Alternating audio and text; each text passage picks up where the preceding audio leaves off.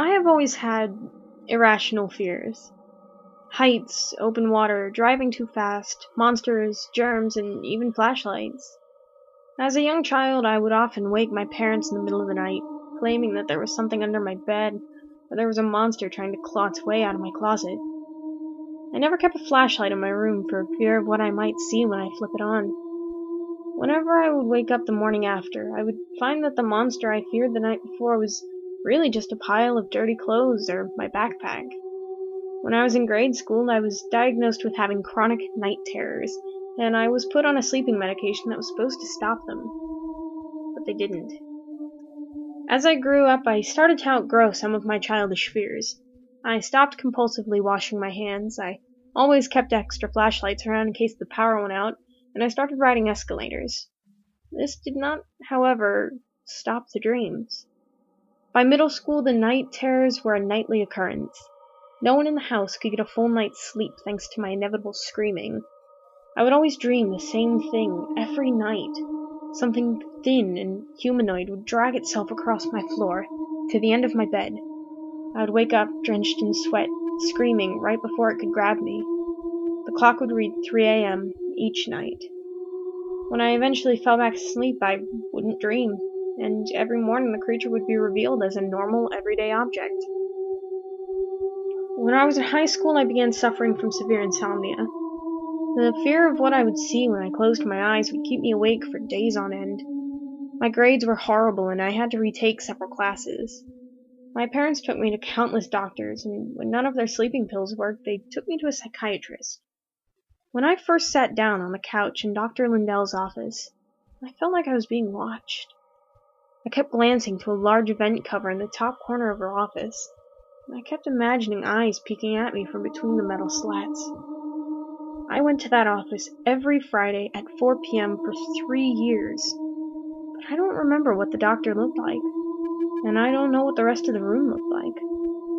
In fact, I don't remember either of us ever talking. All I can remember is 3 years of feeling eyes watching me from that vent. I'm in college now, living alone in my dorm. My roommate requested a change after a week, so I'm alone now. I slept last night for the first time in over 4 days, and just as I knew it would, that same dream haunted me. That thing crawled towards me as it always did, but something was different this time. It stopped halfway to the end of my bed and lifted its head to look at me. Its face was horrible. Its eyes were wide and lidless, with shining pinpricks for pupils. It had strings of hair that were matted with blood, and rotting meat fell from its teeth. It was smiling, I think. It stared at me for a long time before I finally woke up, screaming. I sat straight up and looked around in the darkness of my room. I listened carefully, my heart racing and sweat dripping off me. And I heard it. A soft, scraping sound coming from the corner of my room. And I knew something was coming for me. A thin, rotting hand reached and grabbed the bottom of my quilt. I woke up, my alarm blaring in my ears. I sat bolt upright and looked to the end of my bed. There, in the corner of my room, was a big pile of dirty clothes. That must have been what I saw, and I kept telling myself that all morning as I got dressed and left to go to class. I grabbed my bag, giving the pile one last glance, and then I shut the light off and locked the door. I'm halfway down the hallway now. I'm frozen in place, too scared to move. All I can think of is the pile, and what I saw. Because now that I think about it, I think it had eyes. I haven't told many people about this, so excuse me if I jump around a bit. I want you to know that this really did happen to me, even though I can only guess that no one will believe me. I guess I'll start at the beginning. I've always been a strong believer of the paranormal and supernatural. I grew up watching shows about people hunting ghosts and demons, and it never occurred to me that these things may not exist. I even lived in my fair share of haunted houses. I learned how to protect myself from things like ghosts and demons, and I lived side by side with them my whole life. When I was in high school, my anxiety and depression had reached a level that I had never imagined possible. I spent pretty much every day at the school in the guidance office, and I was even forced to see a school psychologist. The extreme level of stress and sadness caused me to develop sleeping problems. I would often have weird dreams that would wake me up in the middle of the night. Most of the time they were just strange, abstract dreams that made no sense. But one night my dream became a little too real. There was a kid in one of my classes that always kind of freaked me out. He had mental problems, which didn't bother me at all. I don't hold that against people, and I treat them the way they should be treated, regardless of any mental limitations. The thing that did bother me about him, however, was the fact that he could be a bit creepy. He sat right next to me, and he would spend most of class just staring at me. I knew he didn't understand social norms, but it still freaked me out. I tried not to let it bother me too much, though. And for the record, no, he didn't break into my house or turn out to be some demon thing, but I felt it important to mention him since he was in one of my dreams. One night, I was having a bit of a nightmare that caused me to wake up.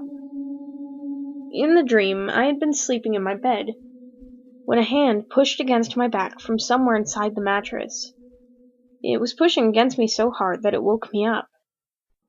When I opened my eyes, I blinked and made sure I was really awake. I was just about to roll over and go back to sleep when I felt it. The hand pushing into my spine.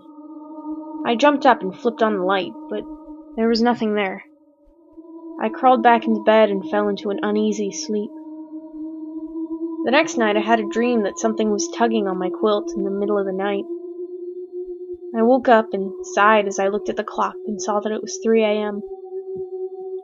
Then I felt another tug on the quilt. I wasn't really bothered by this because I just assumed that it was my dog rolling over and pulling the blankets as she did. Until I realized that my dog was curled up next to my chest. I looked towards the end of the bed and saw my quilt move once more, and then it was still. Having grown up with this kind of stuff, I just pulled my blanket up and fell back asleep. That same night, I had a dream of the kid from my class. In reality, my room had 2 doors in it, one that led to the hallway, and the other led to an empty bedroom, so I kept it shut and locked all the time. In my dream, the kid walked in through the extra door and walked around my bed, only to crawl under the covers with me. I yelled and pushed him away. This caused me to wake up and look around. Both my room and the spare room were entirely empty. I sighed again and laid back down. Right before I closed my eyes, I realized something was wrong. The spare door was open. It only unlocked from my side. It was then that I knew I wasn't alone in my room. I froze as I felt something crawl under the blankets with me.